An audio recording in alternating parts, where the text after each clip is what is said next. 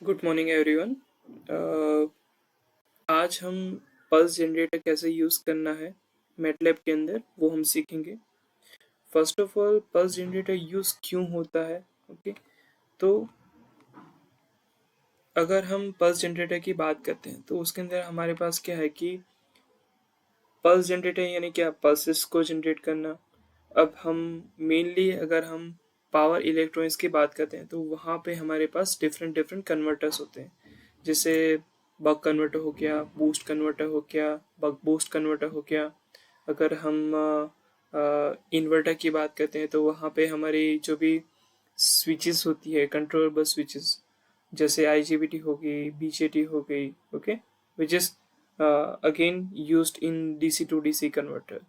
तो जहाँ पर हमारी कंट्रोलेबल स्विच की बात आती है तो उसको पर्टिकुलरली कंट्रोल करने के लिए हमको क्या चाहिए, एक गेट सिग्नल चाहिए।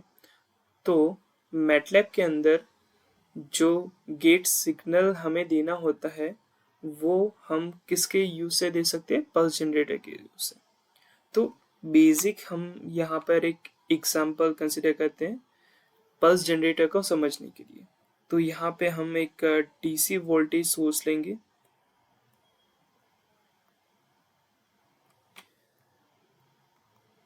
एक सेमीकंडक्टर स्विच लेते हैं, जैसे एक ये स्विच है, ओके, उसको हमको गेट सिग्नल देना होगा, ओके। और एक रेजिस्टर लोड लेते हैं सिंप्लिसिटी के लिए।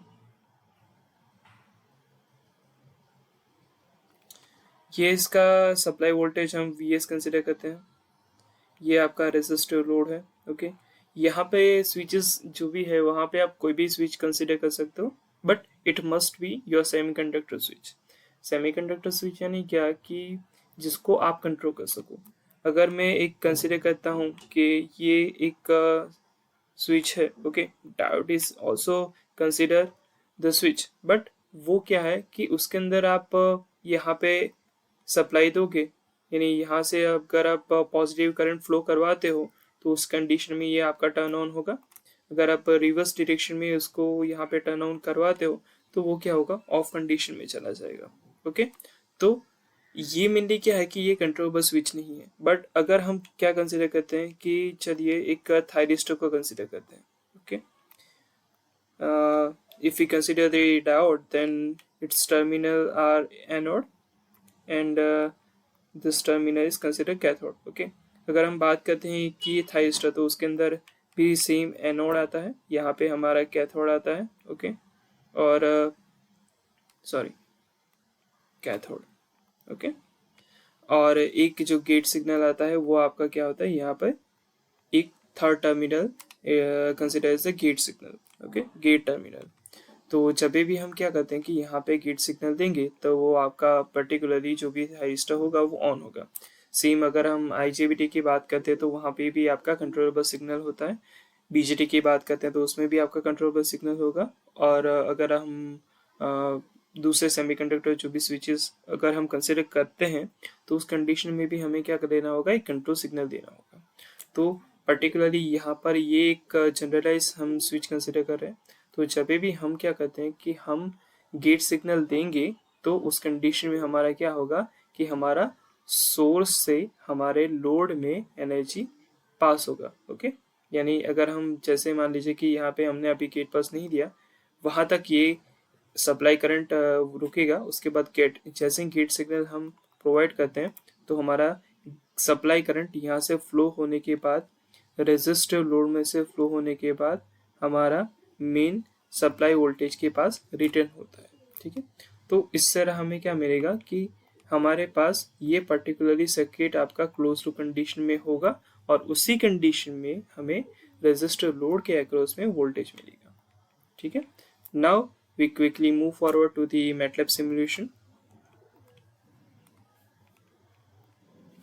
ओके। फर्स्ट ऑफ ऑल एक हम ब्लैंक मॉडल लेंगे।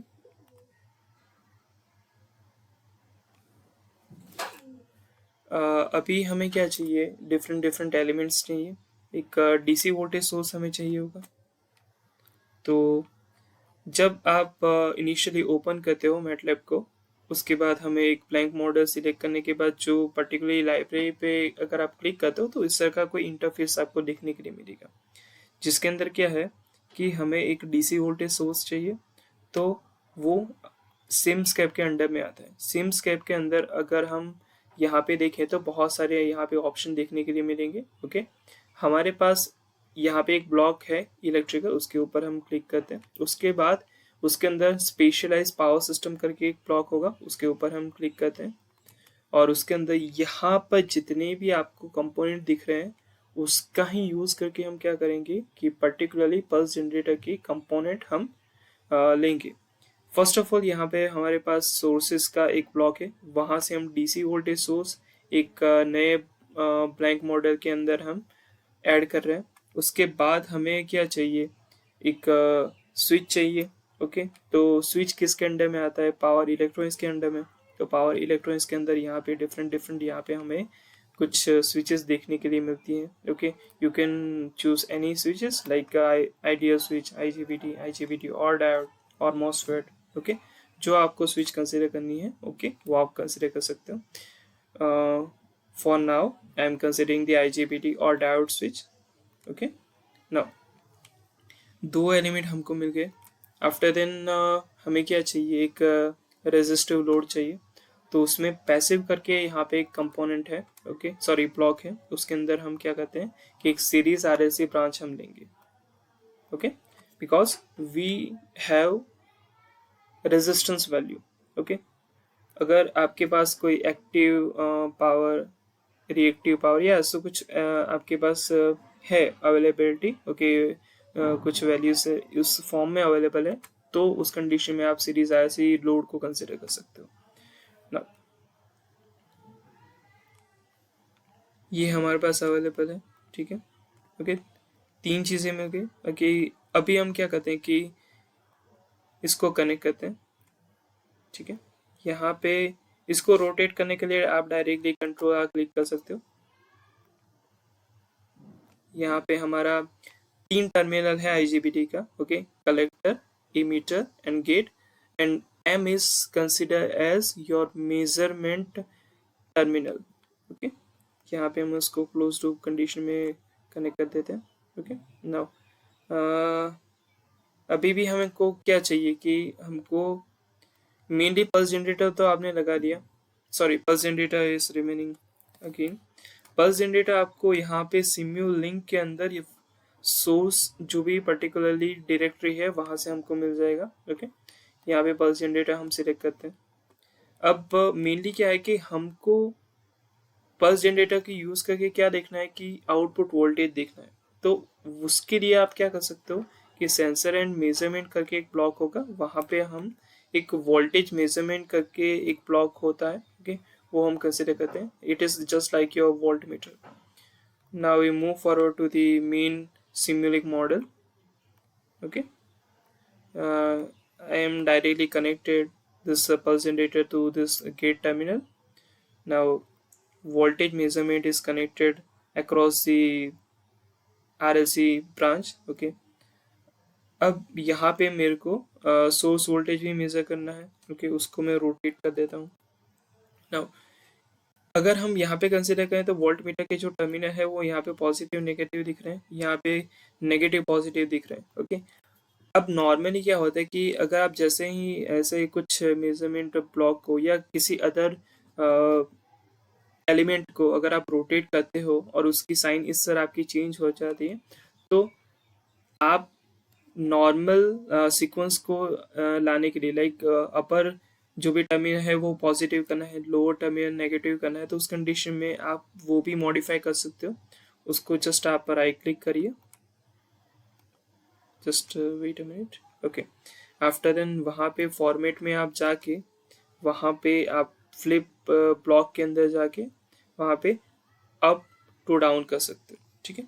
यहाँ पे हमारे जिस फॉर्मेट में हमको टर्मिनल्स चाहिए उस फॉर्मेट में हमको मिल गया। ओके, यहाँ से हम डायरेक्टली इसको कनेक्ट कर देंगे यहाँ पर सोर्स वोल्टेज के अक्रॉस में, और यहाँ से जो भी नेगेटिव टर्मिनल है वो यहाँ पे हम कनेक्ट कर देंगे। ओके, अब बेसिकली अगर आपको वेवफॉर्म देखना है ओके तो आप नॉर्मली जो भी इलेक्ट्रिकल इंजीनियर्स है ओके वो ये क्या यूज़ करते हैं, CRO यूज़ करते हैं। ओके, तो यहाँ पे हमारे पास CRO अवेलेबल नहीं है, बट यहाँ पे हमारे पास उसके अल्टरनेटिव में एक स्कोप अवेलेबल है। Okay, you can directly search to scope to this search engine, and we will get the scope log. Sorry, wait a minute. Now we move forward to the main block diagram. Okay,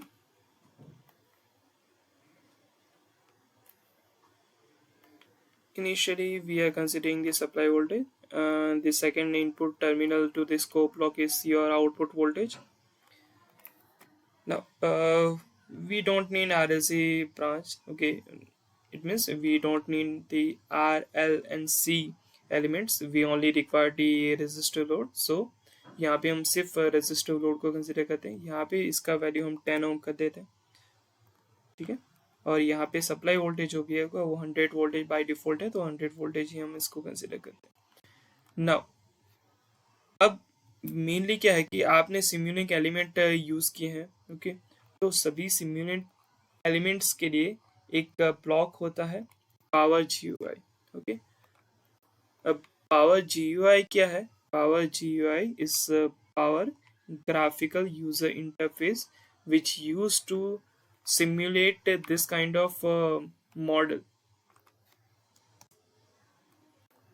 okay, जैसे just अभी मैंने उसको auto scale किया है, उसके लिए आप ये डायरेक्टली फिट टू व्यू भी कर सकते हो, या फिर डायरेक्टली आप स्पेस बार की भी आप यूज कर सकते हो।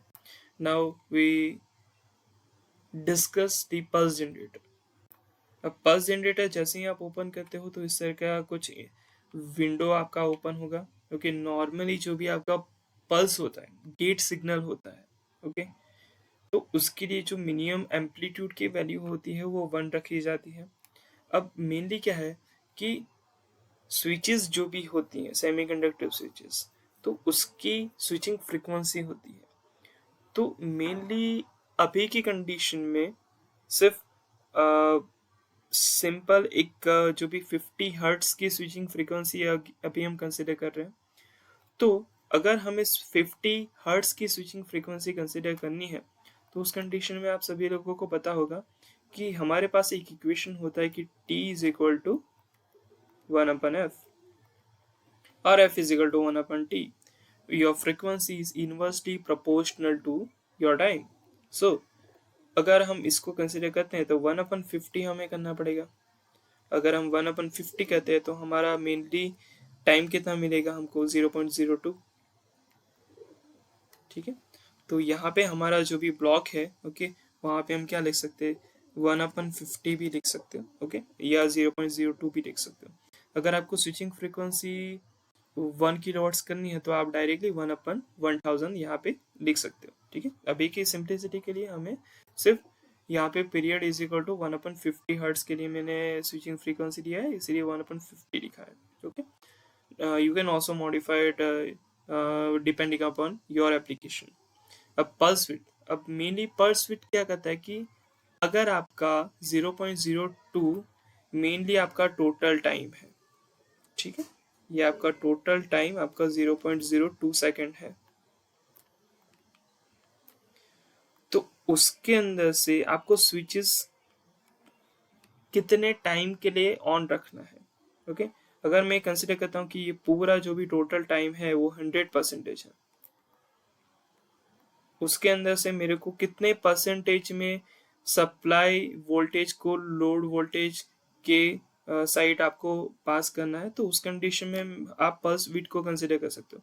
अगर मैं यहाँ पे क्या कंसिडर करूँ कि भाई 10% ही मेरे को सप्लाई देना है, तो इस तरह का आपको गेट पास आपको देखने के लिए मिलेगा। ओके, टी ऑन टाइम आपका 10% जितना रहेगा और टी ऑफ टाइम आपका 90% यहाँ पे रहेगा। तो यहाँ पे हम 10% सिलेक्ट करते हैं। ठीक है, फेस डे हमारे पास यहाँ पे कोई है नहीं। ओके, फेस डे हम 0 रखते हैं। ओके ओके, ना अब यहाँ पे ये जो भी आपको दिख रहा है स्टॉप टाइम, ओके, आप 10 सेकंड भी लिख सकते हो, ओके, 20 सेकेंड भी रख सकते हो, बट यहाँ पे मैं पर्टिकुलरली कुछ साइकिल्स के लिए, ओके, जैसे एसी साइकिल के अंदर आपका क्या होता है कि 0.02 सेकेंड का एक साइकिल होता है, ओके, वैसे मेरे को 4 साइकिल के लिए, ओके, यहाँ पे सिमुलेशन देखना है। तो यहाँ पे मैं लिख दूंगा 0.08। 0.08 कैसा है कि भाई 0.02 एक साइकिल के लिए हुआ, तो 4 साइकिल के लिए मल्टीप्लाई 4 करते हो तो 0.08 होता है। इसको मैं रन करता हूँ। जैसे ही मैं रन करता हूँ, यहाँ पे स्कोप में हम आउटपुट को देखेंगे, ओके। बाय डिफॉल्ट आपको इस तरह का कुछ आउटपुट वोल्टेज इनपुट वोल्टेज देखने के लिए मिलेगा, ओके। अब मेरे को input and output voltage separate देखना है, तो यहाँ पे एक सेटिंग करके एक ब्लॉक होगा, ओके। वहाँ पे आप लेआउट में जाके उसको 2 एक्सिस में कन्वर्जन कर सकते हो उसको, ओके। तो इस तरह का आपको वेवफॉर्म देखने के लिए मिलेंगे, okay. First one is your supply voltage which is 100 voltage and this is your output voltage. अब मेनली हमें क्या है कि इसका एवरेज वैल्यू, पिक वैल्यू, वो सारी चीज़ें अगर हमें देखनी है तो वहाँ पे आप मेनली टूल्स में जाके, मेजरमेंट में जाके, वहाँ पे सिग्नल स्टैटिस्टिक्स के अंदर जाके आप डिफरेंट डिफरेंट पैरामीटर्स एनालिसिस कर सकते हो। जैसे यहाँ पर क्या है कि ये वोल्टेज मेजरमेंट 1 है, okay, which is your supply voltage, तो उसकी मैक्सिमम वैल्यू आप देख सकते हो, मिनिमम वैल्यू आप देख सकते हो, पिक टू पिक है, मीन है, मीडियन है, आरएमएस है, ओके। अब एक ही कंडीशन में हम आरएमएस वैल्यू को कंसिडर करते हैं। यहाँ पे क्या है कि 1.00 ई प्लस 02, ओके। इसका मीनिंग क्या है पर्टिकुलरली, E02 का मीनिंग होता है मल्टीप्लाई बाई 10⁻², ओके। यानी 1 मल्टीप्लाई बाई 10⁻² यानी क्या 100 हुआ, ओके। तो ये 100 आपका आरएमएस वैल्यू है सप्लाई वोल्टेज का। अगर हम आउटपुट वोल्टेज की बात करें which is your voltage measurement 2 और वोल्टेज मेजरमेंट ओनली, तो उसका आरएमएस वैल्यू है 4.29 इंटू 10⁻1, ओके। यानी 42 जितना हमें आउटपुट वोल्टेज मिल रहा है, किसके लिए, 10% की पल्स विड्थ के लिए। अब मान लीजिए कि यहाँ पे मैं क्या करता हूँ कि 10 का यहाँ पे 50% करता हूँ, ठीक है। यानी 50% के लिए हमारा स्विच ऑन रहेगा, 50% के लिए हमारा स्विच ऑफ रहेगा। अभी मैं वापस से इसको रन करता हूँ, ओके। तो रन होने के बाद हमें क्या मिलता है कि यहाँ पे मेरी सप्लाई वोल्टेज तो उतना ही है, ओके। लेकिन यहाँ पे आप देखो तो आरएमएस वैल्यू उसकी क्या होगी, इंक्रीज होगी। यानी यहाँ पे हमें ये एनालिसिस करना था कि भाई पल्स विड्थ आप इंक्रीज या डिक्रीज करते हो तो उसका मेनली आउटपुट वोल्टेज पे क्या इफेक्ट होता है, ठीक है। अब मेनली क्या है कि स्विच को आप यहाँ पे पल्स विड्थ उसकी है, ओके, उसको क्या कर सकते हो, अप टू 99 तक उसको इंक्रीज कर सकते हो, ओके। 100% करोगे तो वो क्या करेगा, जो भी आपका सेमीकंडक्टर स्विच होगा वो एज अ डायोड की तरह वर्क करेगा। आपका फुल जो भी सप्लाई वोल्टेज है वो आपका आउटपुट वोल्टेज में आपको मिलेगा, ओके। बट यहाँ पे ये सेमीकंडक्टर स्विचेस है तो इसके लिए हम 99 यानी मैक्सिमम पल्स विड्थ हम यहाँ पे कंसिडर करते हैं, ओके।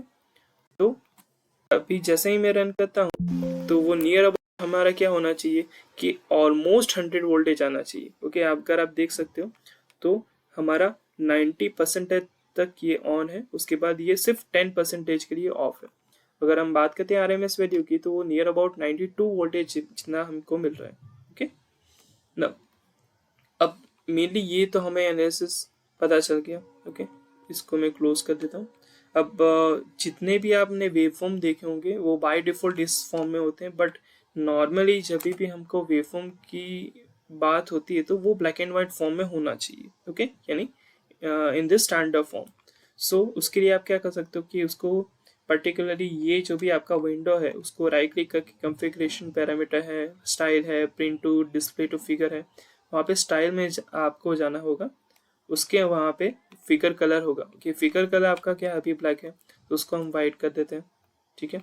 आपका फिगर कलर जो आउट ऑफ योर फिगर का है, ओके, मेनली आपका बाहर का बैकग्राउंड है वो वाइट हो गया। एक्सेस कलर यहाँ पे ब्लैक है, ओके, और यहाँ पे ग्रे है टिक्स के, ओके।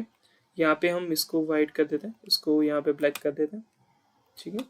अब ये आपका मेनली आपका बैकग्राउंड चेंज हो गया। ओके, अब मेनली क्या है कि यहाँ पे वेवफॉर्म हमें सही से दिख नहीं रहा क्योंकि यहाँ पे ये येलो कलर का है, तो उसको येलो कलर को आप ब्लैक कर सकते हो। ओके, यहाँ पे आप देख सकते हो कि properties for the voltage measurement 1। Okay, जैसे ही इसको मैं अप्लाई करता हूँ तो ये आपका ब्लैक कलर का हो गया। अगर हम सेकंड आउटपुट वोल्टेज की बात करते हैं तो वहाँ पर हमारा क्या है कि यहाँ पर भी हम ब्लैक कर देते हैं। ठीक है, also you can change the line, okay, in the dotted form और डैश फॉर्म। ओके, तो हम यहाँ पे डैश फॉर्म में करते हैं। जैसे ही मैं यहाँ पे ओके करता हूँ तो इस तरह का इंटरफेस आपको दिखने के लिए मिलेगा। Okay, now it is proper in proper manner. अब मेनली हमें क्या है कि यहाँ पे ये पर्टिकुलरली कौन सा एक्सेस है वो तो हमें पता नहीं है। ओके, तो वो भी आप ऐड कर सकते हो। तो उसके लिए आपको क्या करना पड़ेगा कि कॉन्फ़िगरेशन प्रॉपर्टीज में जाना होगा। वहाँ पे हमारे पास क्या है कि यहाँ पे अवेलेबल नहीं है किसके लिए, एक्टिव डिस्प्ले 1 यानी फर्स्ट जो भी हमारा इनपुट पोर्ट था स्कोप का जिसमें हमने सप्लाई वोल्टेज को कनेक्ट किया था। तो यहाँ पे हम सप्लाई वोल्टेज Vs को कंसिडर करते हैं, उसका यूनिट वोल्टेज कंसिडर करते हैं। ओके, उसको मैं अप्लाई करता हूँ। आफ्टर देन जो भी हमारा आउटपुट वोल्टेज है उसको हम V0 कंसिडर करते हैं, उसका भी हम यूनिट वोल्टेज कंसिडर करते हैं। तो यहाँ पे हमारा आउटपुट वोल्टेज ये आ गया। अब मेनली ये सारे जो भी वेवफॉर्म आप देख रहे हो वो किसके रिस्पेक्ट में, टाइम के रिस्पेक्ट में। तो हमें एक्स लेबल क्या करना पड़ेगा, टाइम में लिखना पड़ेगा। तो टाइम का यूनिट नॉर्मली हम सेकंड कंसिडर करते हैं, तो सेकंड हमने यहाँ पे कंसिडर किया। ओके, जैसे ही हम ओके करते हो तो उस सर का वेवफॉर्म आपको देखने के लिए मिलेगा। ओके, ना मेनली अब ये पर्टिकुलरली जो भी आपको वेवफॉर्म है, ओके, वो कहीं पे आपको प्रिंट करवाना है या ऐसा कुछ किसी डॉक्यूमेंट में आपको सेव करना है, तो उसके लिए आप डायरेक्टली क्या कर सकते हो कि फाइल में जाके कॉपी टू क्लिपबोर्ड कर सकते हो। उसके बाद कहीं पे भी आप उसको पेस्ट करो, ये सेम आपको सिर्फ इतना पोर्शन आपको लिखने में के लिए मिलेगा। दैट से हमने एक डॉक्यूमेंट लिया, हमने मेनली वेवफॉर्म को कॉपी किया था, तो इससे कुछ आपको वेवफॉर्म देखने के लिए मिलेगा। अब वेवफॉर्म तो हमारे पास अवेलेबल है, बट नॉर्मली काफ़ी सारे स्टूडेंट क्या करते हैं कि जो भी ये ब्लॉक डायग्राम जो मेनली सिमुलेशन डायग्राम है उसको कॉपी करने की ट्राई करते हैं, तो स्निपिंग टूल्स का कई लोग यूज़ करते हैं, एज वेल एज कई सारे लोग डायरेक्टली प्रिंट स्क्रीन करके यूज़ करते हैं। ओके, तो यहाँ पे मैटलैब के अंदर अगर आप देखोगे तो डायरेक्टली मेनली सिमुलेशन डायग्राम को कॉपी करने के लिए ऑप्शन अवेलेबल है। ओके, वहाँ पे आप देख सकते हो, तो काफ़ी सारे ऑप्शन यहाँ पे देखने के लिए मिल जाते हैं। जैसे अगर आप इसको कंट्रोल ऑल करते हो, ओके, तो वहाँ पे जो एलिमेंट्स के फॉन्ट हैं, ओके, वो आप क्या कर सकते हो, उसको आप चेंज कर सकते हो। जैसे स्टैंडर्ड हम टाइम्स न्यू रोमन यूज़ करते हैं, तो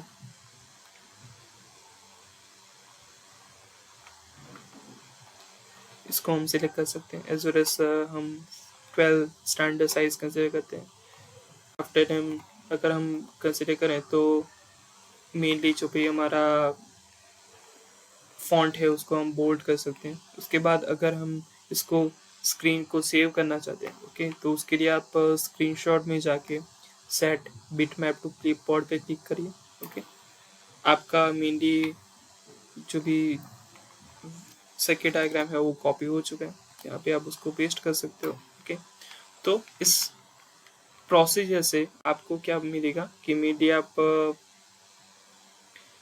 सिमुलेशन मॉडल को कैसे एक्सट्रैक्ट करना, सिमुलेशन मेनली जो भी आपका डायग्राम है उसको कैसे आप उसका स्क्रीनशॉट ले सकते हो by using MATLAB, not using other software like snipping tools और प्रिंट स्क्रीन। ओके, वो हमने अभी जस्ट डिस्कस किया। Okay, as well as pulse generator कैसे यूज़ करना है वो आप यहाँ पे देख सकते हो। बट मेनली क्या हो गया, ये जो भी पल्स जनरेटर आपने सीखा कि उसका मेन बेनिफिट तो आप सीख चुके हो। Okay, but what is the limitation of this pulse generator. तो अगर हम बात करते हैं तो पल्स जनरेटर क्या है कि आप ये आपके पास एक गेट सिग्नल है, ठीक है, this is your gate signal. यहाँ पे हमने देखा कि चलो यहाँ पे 10% करते हैं, ओके, ये आपका टोटल टाइम टी है यहाँ पे, okay, which is considered as 0.02 second for 50 hertz switching frequency. तो उसके लिए आप सभी ने क्या देखा कि हाँ चलो 10% रखते हो तो इस तरह का पल्स मिलता है, ओके, आप 50% रखते हो तो इस तरह का आपको पल्स मिलेगा, ठीक है। बट अगर मुझे कुछ ऐसा करना है कि भाई एक पल्स इस तरह का कुछ देना है कि जहाँ पे हमको क्या करना है कि भाई इसी 0.02 सेकेंड के अंदर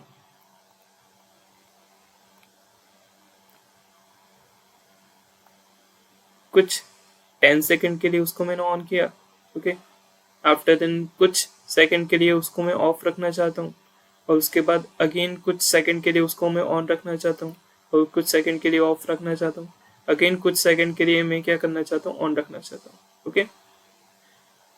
वो आप किसके अंदर नहीं कर सकते, पल्स जनरेटर का यूज करके नहीं कर सकते, ओके। तो उसके लिए आपको क्या यूज करना पड़ेगा, रिपीटिंग सीक्वेंस। तो we will see the repeating sequence in next lecture, okay. उसके अंदर हम मैटलैब सिमुलेशन के अंदर रिपीटिंग सीक्वेंस का यूज करके देखेंगे कि यहाँ पे अगर आपका इस फॉर्म के अंदर कोई पल्सेस आप देना चाहते हो तो उसको कैसे आप मैटलैब सिमुलेशन के अंदर यूज कर सकते हो, okay. Then we will see in the next lecture. Thank you.